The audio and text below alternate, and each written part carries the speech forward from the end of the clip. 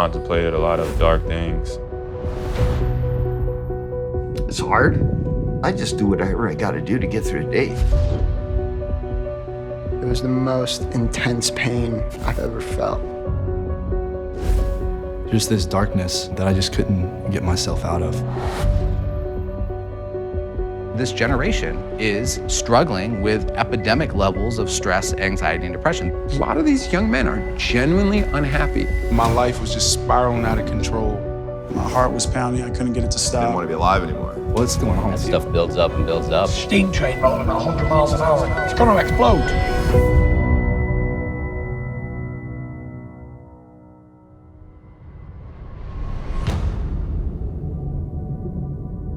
Sports are transcendent. In the blink of an eye, an athlete can become a god. Athletes represent the peak of human potential. They reflect our hopes and dreams, but can also reflect our failures and shortcomings. Because with the shot at immortality comes the risk of infamy. Throughout history, we have asked athletes to bear this burden alone.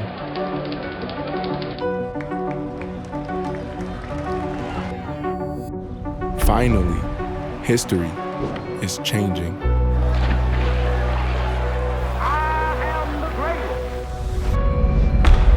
Athletes, we're supposed to be the tough guy, the Rock.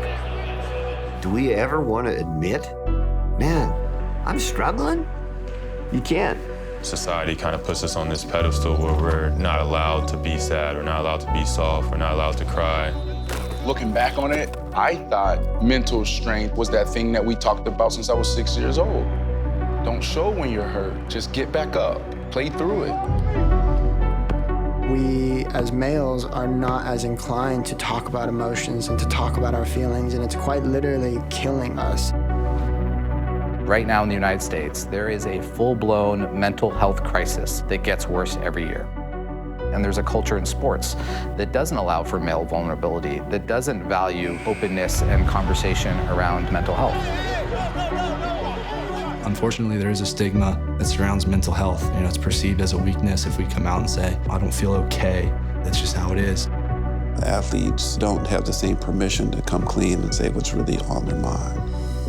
The topic of mental health and wellness of elite athletes has really been voiced for nearly 5 decades, but it has not been listened to for those 5 decades. In the field of neuroscience, there's still a lot to learn about, like who's susceptible and who's most vulnerable to these disorders. But they're very difficult to study. We need to take it from a taboo topic to an everyday conversation. It's time for us to put names and faces to it. If we're going to break the stigma around mental health, then it starts with us. Family on 3. 1, 2, 3. Family!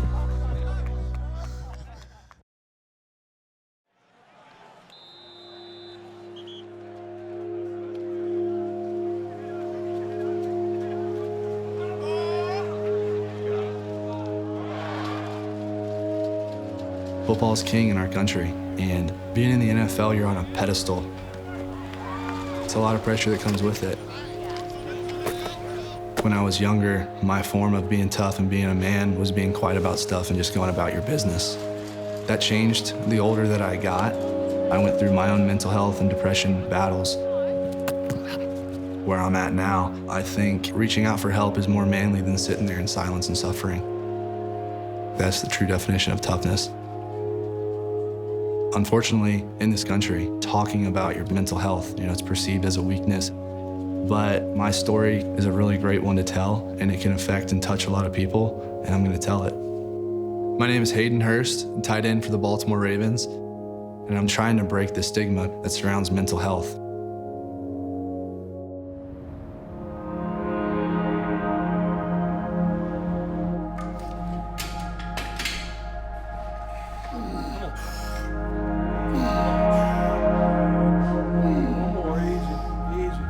I've known Hayden since he's been a young child. He was always a top athlete. He played football, he was basketball, baseball, whatever he wanted to do, he was adept at it. And he had that drive in him.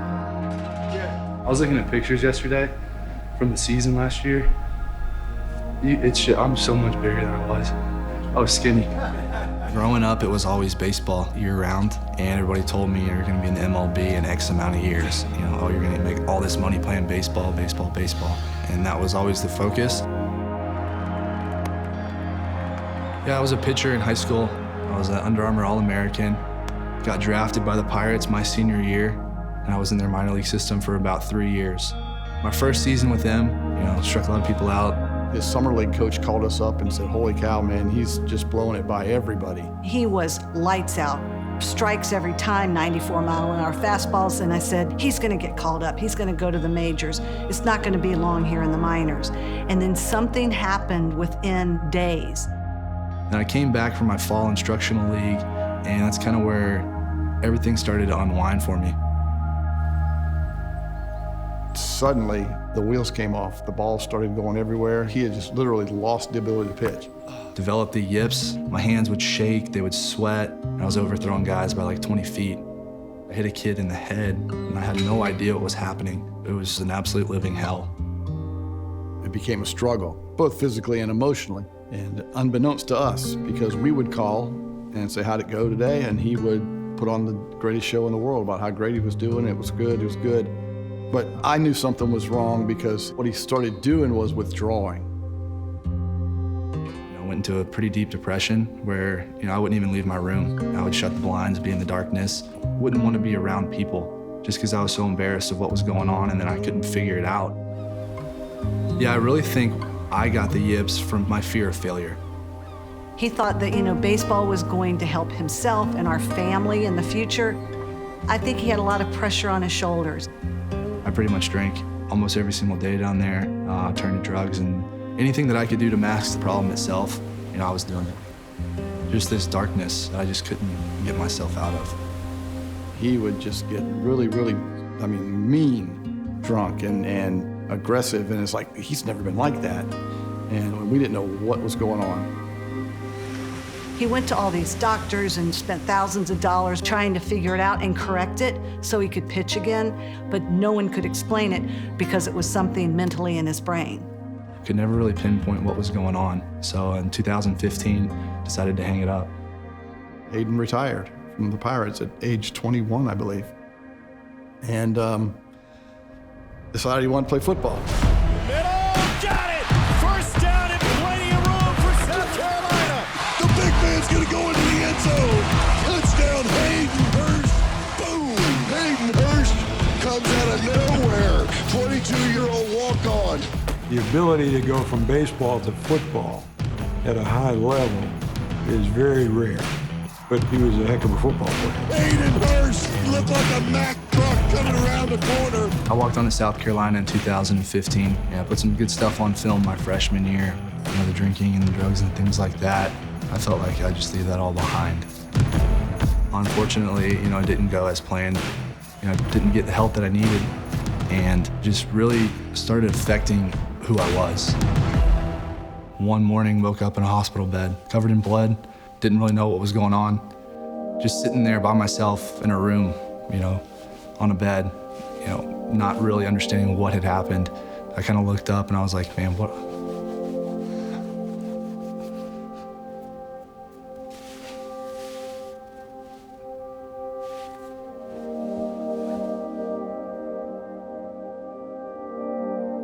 That's rock bottom.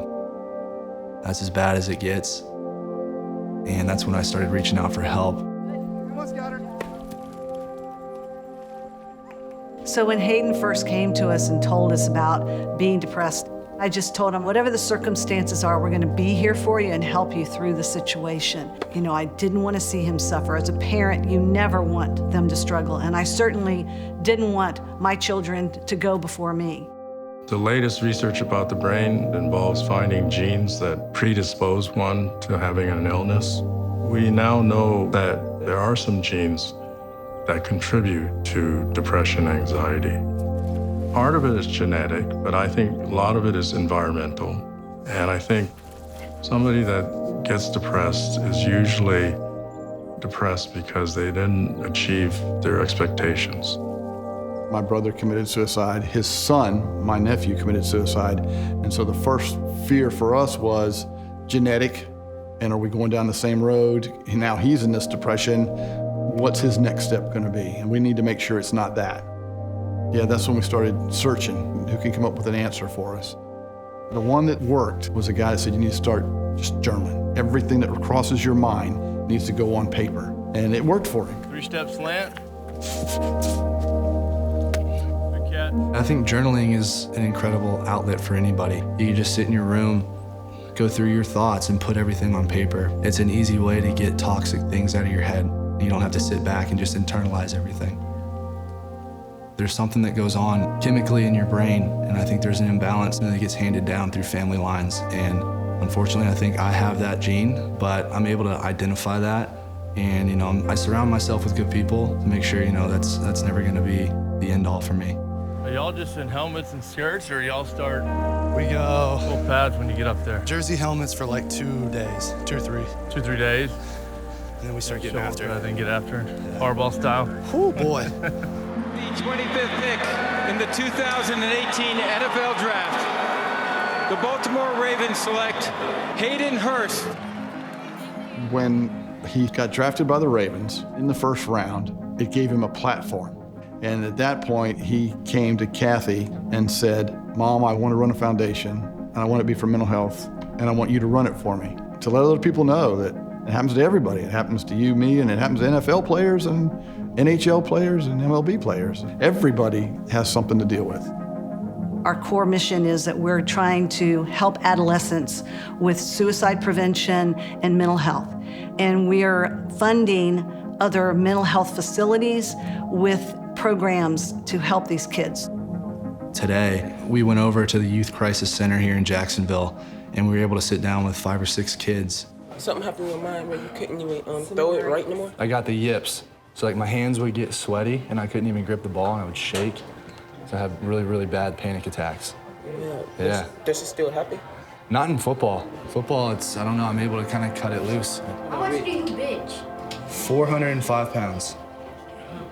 Wow. Yeah. Did it yesterday. Yeah. Yeah. I think it's just important to tell those kids, they see me as this NFL player, but I break it down for them. Like, guys, listen, I'm a normal person, just like you are.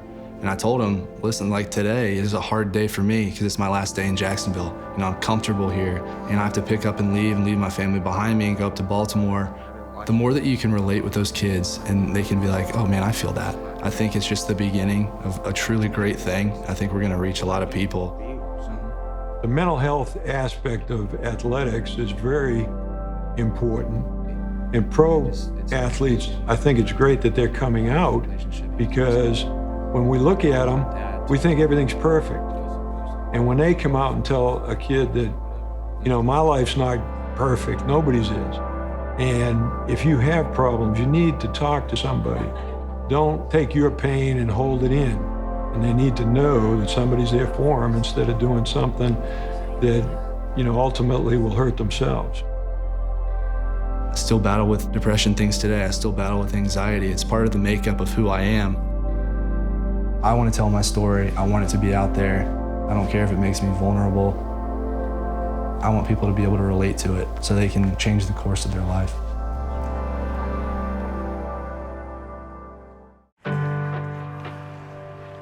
All right, let's see what you got here. There you go, attaboy. Backwards, push, Nice, hard. off. Keep your feet moving, yeah, fast. Good go, job, go, good go, job. That was way better, yeah. When I was growing up, hockey was my heaven. I was free on the ice, and that's why I became an NHL hockey player. But a great save by Malarchuk, who loses his mask and stick. With athletes, we're kind of depicted as really tough. Malarchuk wants a piece of someone. We do not want to admit that we are struggling in any way because of the stigma. Mental illness is real, and it's out there. Most people think it's a weakness. You're not weak, you're sick. People that don't know my story, I do suffer with mental illness. I've been to the darkest. I'm the guy that shot himself. I'm the guy that knows mental anguish. So I should be the guy to reach out and help our cause. Clint Malarchuk, former hockey player, former coach, suicide survivor, but mostly now a mental health advocate.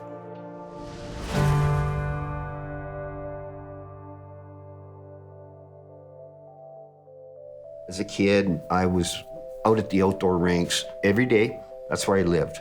That was my freedom. That's when I had no anxiety, no depression, no obsessive compulsive disorders.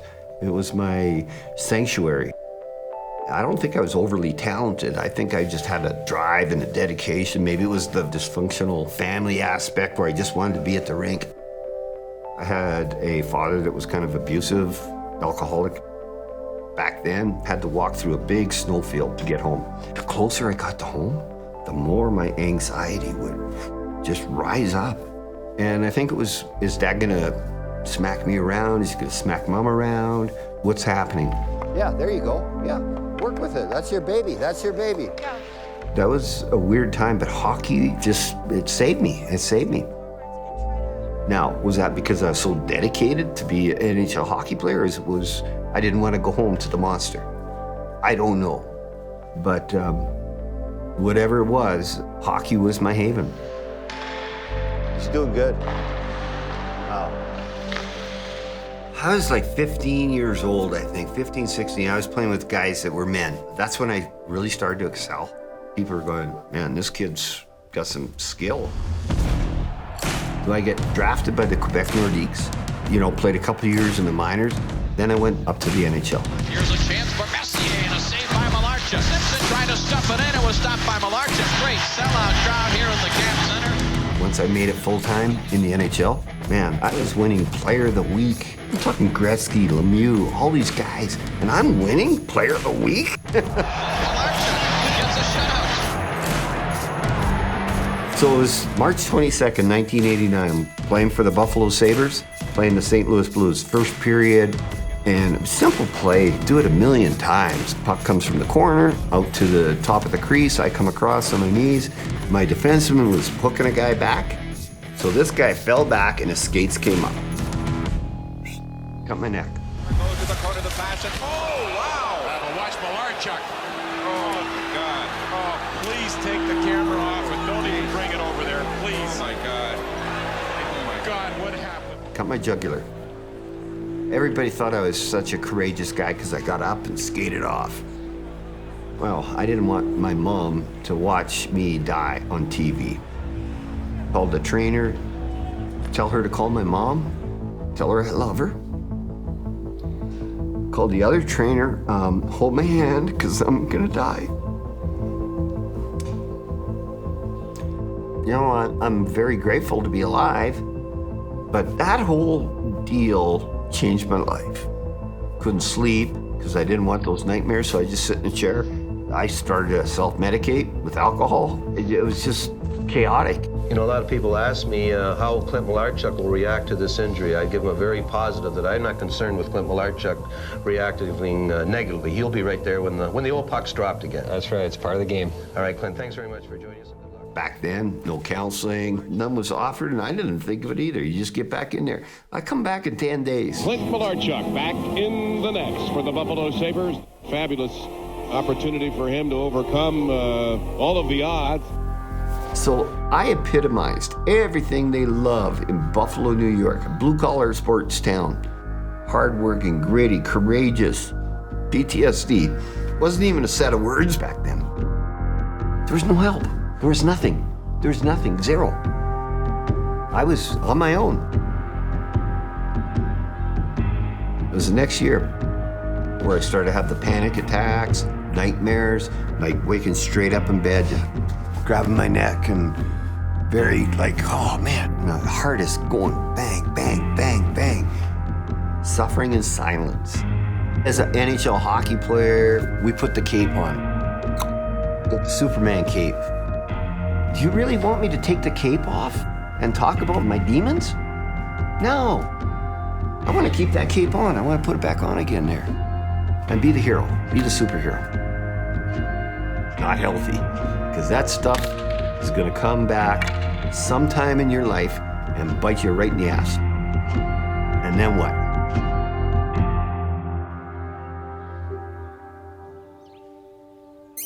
Banjo, come here.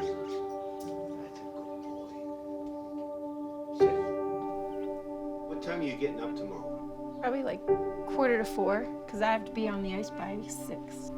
I met Clint in an ice rink in 2004. We were actually married in 2006. It was really quick, but it felt good. It felt right. As soon as you step, it'll be in close, right when you flip there. We're just two peas in a pod. We get along wonderful. Let's see you do that one. At first, I think because he was embarrassed about what's going on in his head, the anxiety and depression, his OCD, didn't really want you to know. What I didn't know in the beginning, too, is the obsessive compulsiveness. It's the intrusive thoughts that get in your head. He would come in every night and he would just want to talk, and he would obsess, and he would talk about how he didn't like living with his head spinning like it was. He just started getting worse and worse. I couldn't get him to see anybody. And then he was drinking a lot. It was just getting so bad, and I wasn't getting any sleep. And one day, got home, it was around 2:30, and everything was just eerily quiet. Normally there's the sprinkler that's on, or the dogs are barking, and just everything was super quiet. And I remember walking around and walked into the bar, and I couldn't find him, and he was sitting out behind the tack room. He was sitting on a bench, and he had a .22 shotgun in front of him, and I said, "Well, what are you doing with this?" And he just was looking like he couldn't turn his head off. And I sat on the stool 2 or 3 feet away from him. And I said, "Hey, what's going on? How you?" And he just started, "Why can't you help me? And why is this happening to me? And it doesn't matter anyway." And he just started rambling and getting more intense and more intense. And I remember he stood up and he just grabbed the barrel of the gun. And he said, "This is what I wish would happen." And he just shoved it under his chin, and it went off. So I remember I called 911, and I told him, "My husband's been shot." And when the cops finally showed up, they asked who shot who, and I said it was an accident. And I was told that if it was a suicide attempt, then he would be on suicide watch. And then he would not be able to leave until he got the mental help that he needed. I didn't even blink a second time. I said it was a suicide attempt, because I thought this is gonna force him to get help. So he ended up in a rehab for 6 months. So it was a huge turning point. I mean, once somebody like that slides, it's not a gradual thing. I mean, it's like they jump off a cliff, and it's scary. Hey, good girl. And that's where I really started to get help, get medication, get the right doctor, and heal. I'm a suicide survivor. I don't want to go down that road again. When you wake up and you got a bullet in your head and it's still there, you got to start thinking about stuff. What's your purpose? How many people are out there still struggling? And how do I help? I'll go get these guys kind of cleaned up a bit.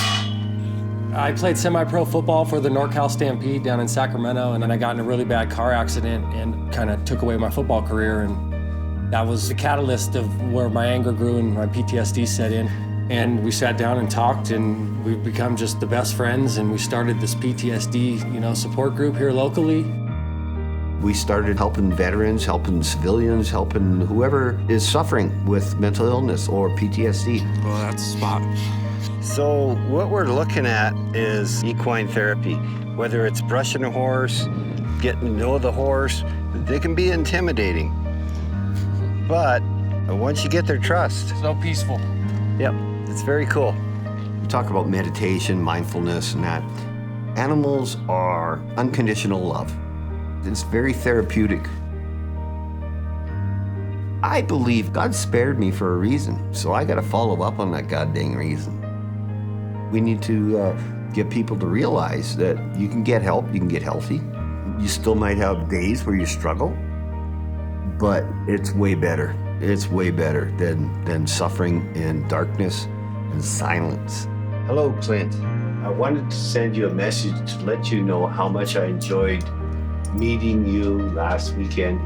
It felt great to finally be in a room of people who understood what I had and continue to go through. I get emails every morning, wake up, get on the computer, and try to be just a support for them and give them hope. It's been a road. It's been a long road. Yeah. You know, I'm not gonna say I'm 100% ever. I really do struggle some days. He's got really good days and he's got really bad days. And I think that's the hard part about when you're dealing with mental illness and addiction is people don't realize that you don't go through a rehab and come out of the hospital and boom, you're better. You know, like you cut your arm and it heals and it's gone. It's always there. I'm working on it. I'm trying to be the best I can, which I'm very proud of.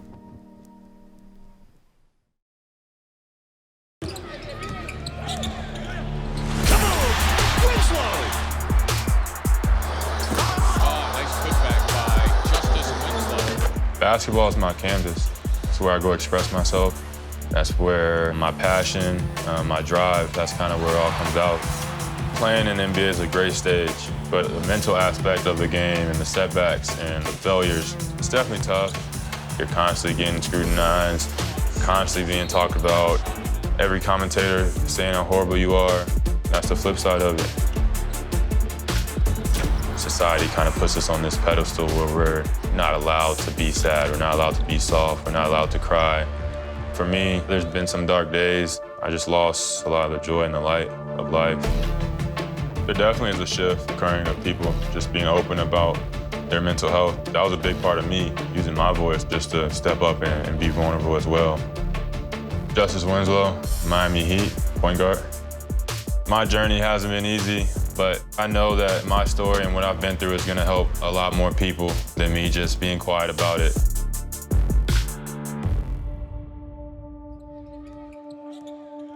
Athletes are as prone to depression, to anxiety, and to other mental health challenges as all the rest of us. Where I think they're set apart from others is that there is enormous pressure to not say anything.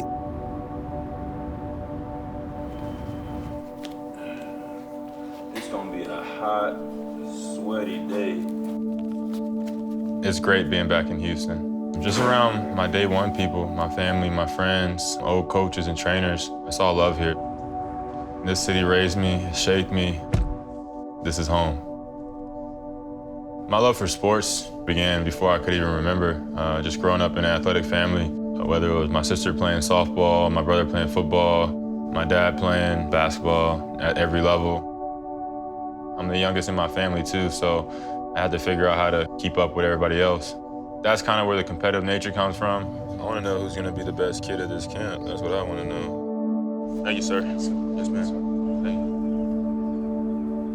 My sophomore year of high school, my coach pulled me aside and he handed me the phone and got offered a scholarship. And ever since then, I was like, you know what, I could do something with this for real. You out here working too? Yeah, man. See, how you doing? St. John's School is home to Justice. How are you? I'm good.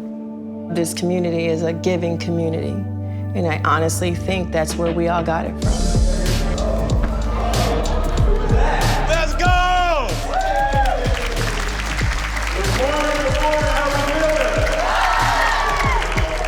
Let's get after it, let's have fun. You guys have questions, come up to me. Let's do it, let's have a great 2 days.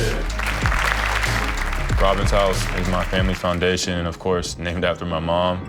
We do different things, women empowerment, confidence, building exercises and events. But at the camp, we're just trying to make the kids smile. It's a lot of fun. It's free for all the kids. Bring some light and some happiness to their day. That's what it's all about for me. And I've been able to give them a glimpse of how it is to be a professional and the lessons I've learned. I'm Justice Winslow, but at the same time, I'm just a kid from Houston, Texas. There's definitely points where you get burned out physically and mentally, especially now in the NBA with such a long season. Like, I see it happen to myself, but I'm on a very interesting self journey right now. The focus of mental health is new to Robin's house because of justice.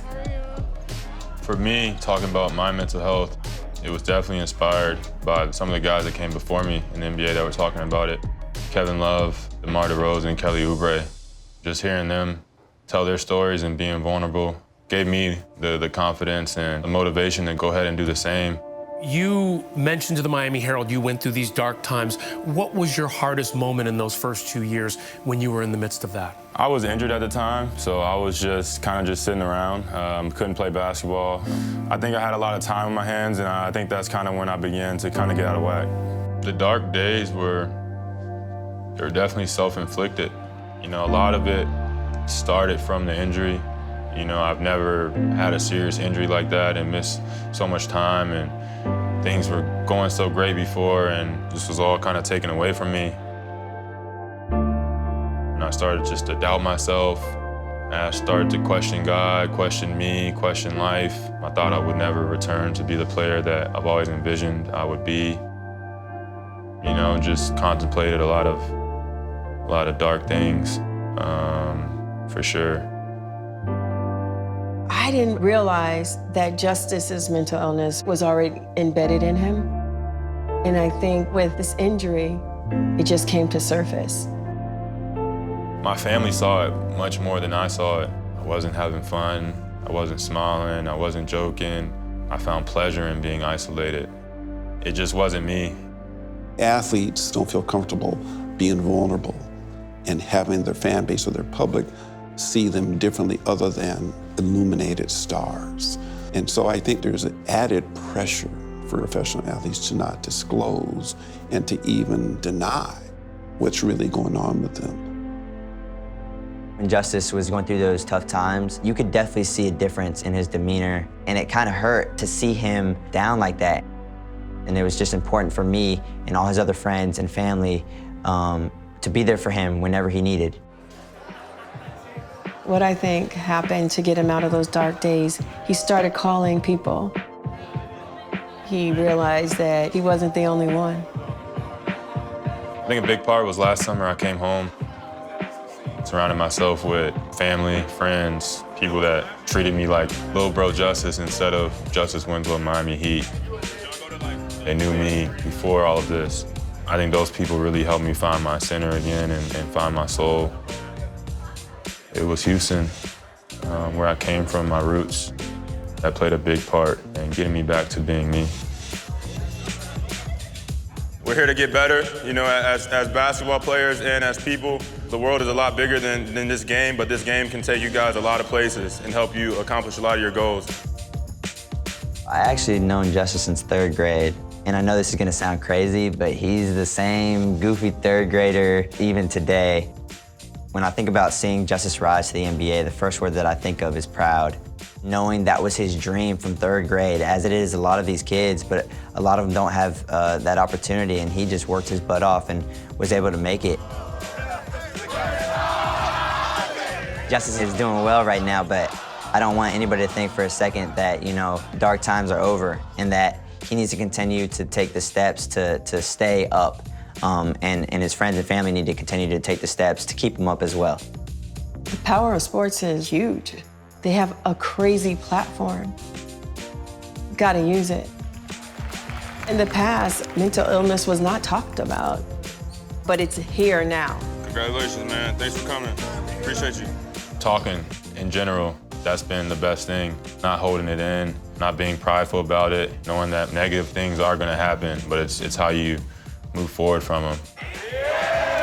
It's always a highlight of my summer, being able to come home and see this family that gets bigger and better every year. You know, it's an amazing journey that I'm on, but I'm not on it by myself. You guys bring a lot of light, a lot of happiness to my life, and that goes a long way. So thank you to you guys.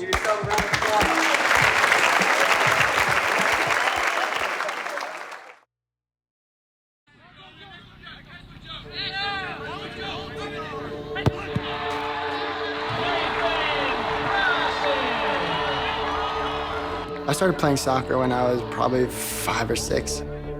Tried out a couple of different sports, but soccer just always felt right. When I was growing up, that was my way of expressing myself. It felt like I could just sort of let my passion and my energy kind of shine through with the ball at my feet.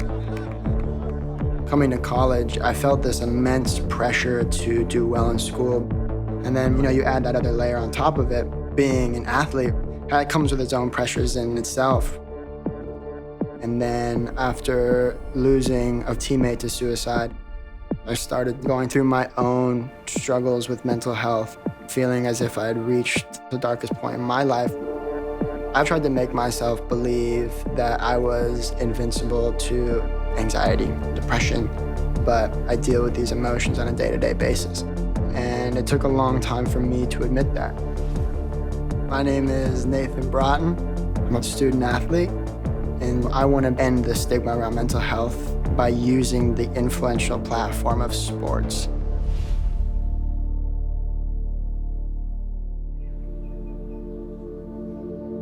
In the first couple of years of me being an athlete, soccer became a job. It wasn't the sport that I fell in love with anymore. After, you finish doing practice in the morning, then you got to run to class, and then you're doing that for the rest of the day, and there's just no break in between. It's constantly going. That really weighs down on you. Coming into college even, I didn't even think about mental health. It wasn't talked about, especially on my team. It is incredibly hard because our idea of what masculinity is has not revolved around talking about our emotions and how we're feeling. And until I directly experienced it, that was when I really had these first conversations about what depression actually meant. Amongst colleges and universities right now in the United States, students are wrestling with epidemic levels of stress, anxiety, and depression. More than 1/3 of our students are struggling with some kind of mental health challenge. 11% have had thoughts of suicide over the last year, and 5% of our students across the country are actively planning their own death. So when you start to think about these percentages, not just as percentages, but as individuals, you begin to see the human impact. John Chambers, he was my teammate, but first and foremost, he was my friend. He was the kind of guy at the party that would be quiet the whole time and come out with just the smartest one-liner and just knock the whole room out. He had a very, very chill, laid-back vibe about him. It was July 4th, 2016. That day, I ended up getting together with 2 of our friends, and, we were just gonna go out. We found a little holiday party and decided to go over there. At some point in the night, John got a little more distant and just took a walk. We kind of lost track of him. I remember feeling anxious about it, but feeling as if, we'll find him. Eventually, we gave up looking around the party and we decided to go home just to kind of regroup. When we opened up the door, we saw him.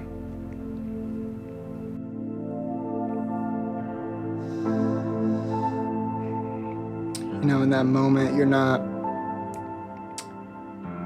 really thinking about anything else but trying to save him. I remember speaking on the phone to the operator and just not being able to process what was going on.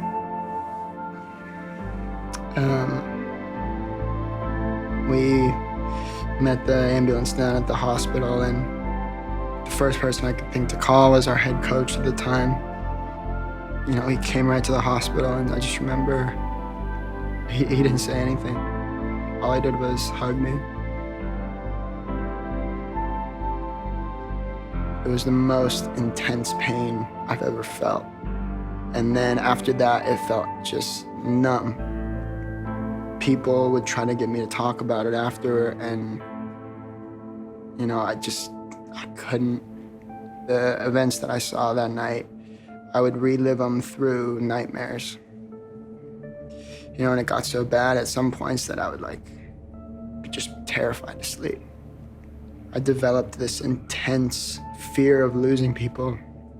If I felt myself getting close to somebody, I would cut it off because, if I wasn't close to anybody, I couldn't get hurt by anybody. And I was getting 2-3 hours of sleep a night, waking up, lifting, practicing, going to class, and trying to pretend to everybody that I was totally okay. And it was just this fallout from PTSD that I experienced from the event, and that's what depression felt like for me. Coming out of that state was a long journey, feeling as if I had reached the darkest point and I needed to make a change. And so that change came from finally accepting that I needed help and that I needed to go and talk to people. That was the start. Shared in a way that people can relate to, but people can also find hope through. Yeah. Up until 2 years ago, if you asked me who Nathan was, I would say he's a soccer player. But now he's one of the closest friends that I have. I was team captain my senior year, but during that year as well, I lost a teammate to suicide. People didn't see that on the outside because I was able to make it seem like I had it all together and make it seem like I was okay. I was too scared to ask for help. I was scared that if I showed that vulnerability, that I would be seen as weak. Nathan and I, we both knew each other's teammates from these two tragedies. And going through something similar, I think immediately creates this bond. One day, we grabbed a cup of coffee and, really just asked each other, what can we do? We decided that we wanted to use our stories to change our campus. And that's really where the birth of Damn Worth It came. The Damn Worth It campaign tries to erase the stigma around mental health and make sure that every student athlete and person knows that they are damn worth it. This all came from Taylor and I from tragedy because I lost a teammate, I lost a friend to suicide, Tay as well. When students talk about it, it has a huge impact on campus. It means a lot more when it comes from a peer. Students can do more to challenge the stigma around mental health than any administrator on his campus can do. So the Damn Worth It campaign is, in terms of our campus, it's grown dramatically. We got a lot of media attention right away, which grasped not only the Oregon community, but the entire country's eyes. And it started off with Nathan and I passing out about 100 wristbands at a gymnastics meet to 6,000 fans holding up gold signs saying, "I'm damn worth it," because at a football game. To see the impact has been incredible. The Pac-12 caught word of this, and they were like, "We love what you guys are doing. Can you take it to the rest of our member institutions?" We've presented in front of tens of thousands of people at this point. And one of the biggest points in the presentations is this idea of masculinity. For me, masculinity has changed drastically over the last 4 years. Being vulnerable is one of the strongest things that you can do, and it took a long time for me to learn that. Family on three. 1, 2, 3. Family. It's okay to not be okay. That's the biggest message we're trying to display, is that vulnerability is not weakness, vulnerability is strength. Because that's when people relate to you, that's when people connect to you, and that's where change occurs. I'm graduating, and I'm so excited for ending this chapter.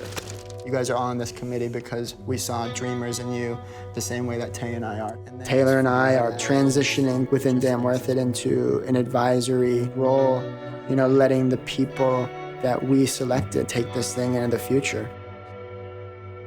I still deal with my mental health on a day-to-day basis, and Damn Worth It was therapy for me. It was always for others. But, somewhere deep inside of us, Taylor and I we needed this. It was the first time that my story no longer controlled me. I controlled my story. And realizing just how powerful that is.